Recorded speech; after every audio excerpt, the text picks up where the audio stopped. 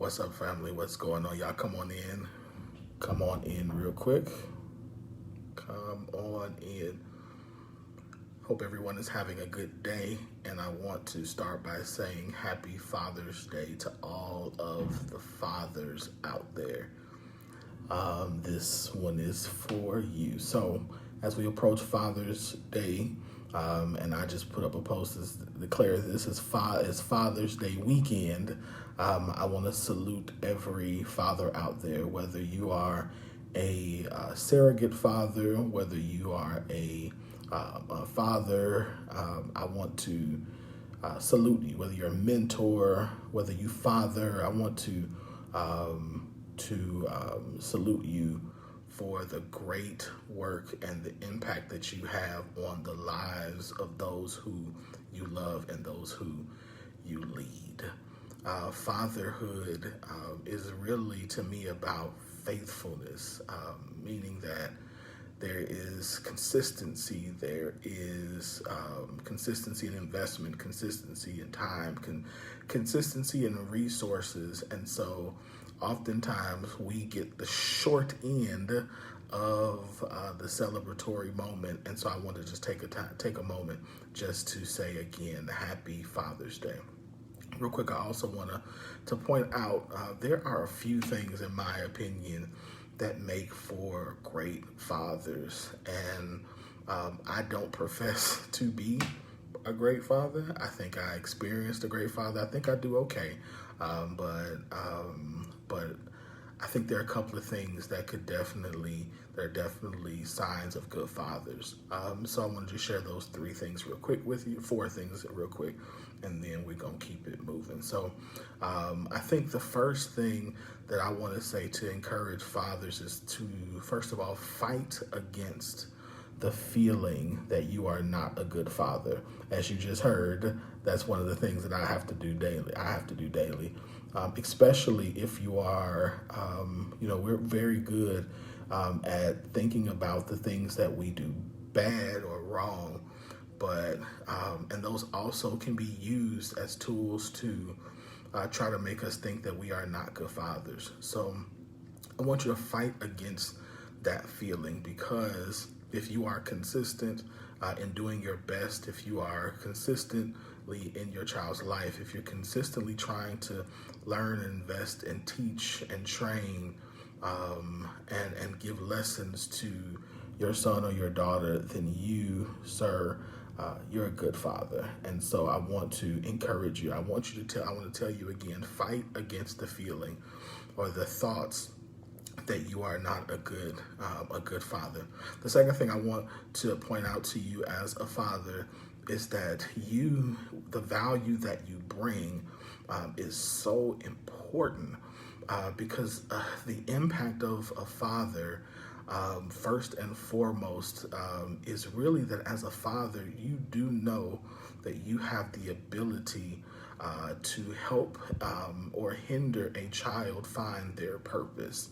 Because as a father, one of the things that we do is that we give name, physical, actual name to our children. But then we also, with that name, we give and shape the identity of the person. So, for example, my name, Winfred, means peacemaker. And before I even knew that, I understood that was something that what I was already doing, and because that is who I was born into, that was the name that was given to me by my father. And so there is something to be said about a name and about the words and things that we teach our children that help not only help them identify who they are, but also help them push and pursue the purpose for their life. So understand, Father, you have authority to name and help push your child into the purpose of their life simply by your words, not simply, but by your words and by your presence. You have that kind of authority. So don't take it lightly when you have a child or when you have an opportunity to to explain and to talk about and to teach your son, teach your daughter why you gave them the name that you gave them, because that is a part, again, of how they will pursue their purpose and call in life.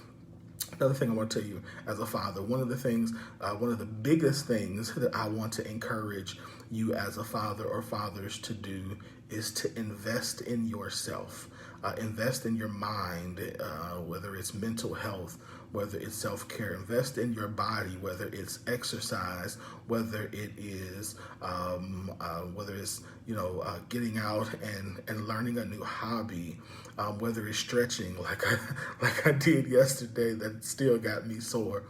Invest in your spirit so that you can continue to connect your inner life in your thought life to yourself, so that way you're not fractured and you're not dealing with certain traumas. Like, invest in your mind so that you can learn new skills or sharpen new skills or develop new skills.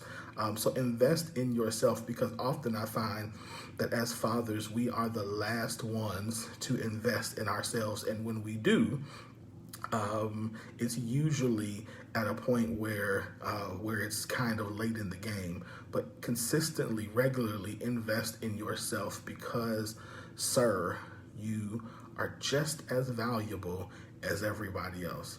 And so I need you to invest in yourself. I need you to continue to improve. I need you to take care of your body so we can extend our quality of life. I need you to continue to sharpen your minds, because there is wisdom that you have yet to release, that your family and your community need from you. So invest in your mind, invest in your body, and invest in your spirit.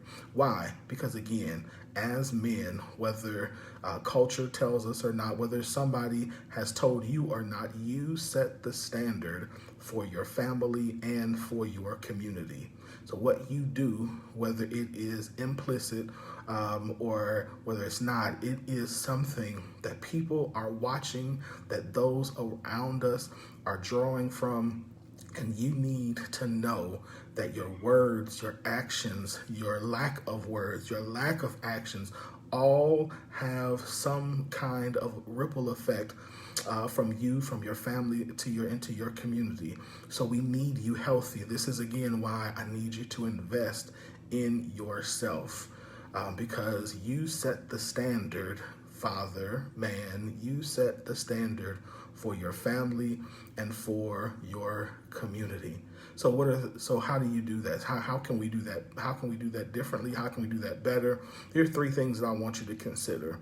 I want to consider that whether for us to be men who practice gratitude,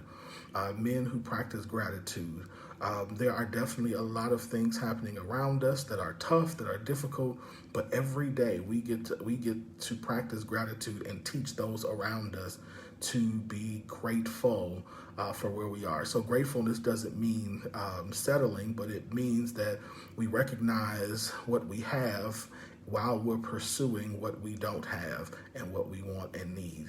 And so I want us to be men of gratitude so that we can continue to teach that and spread that across our family and our community. The second thing is for us to be men who practice grace. So being gracious, meaning that we give people the space to be people, to grow, to learn. So we're not overbearing, but we're willing to have conversations. We set standards and boundaries appropriately, but it doesn't mean that we don't listen to other people's opinions, and that we don't apologize when we're wrong, and that we don't let people know that we're still learning and growing ourselves, but that we are people who are gracious, who are confident yet humble at the same time. And then lastly, be great.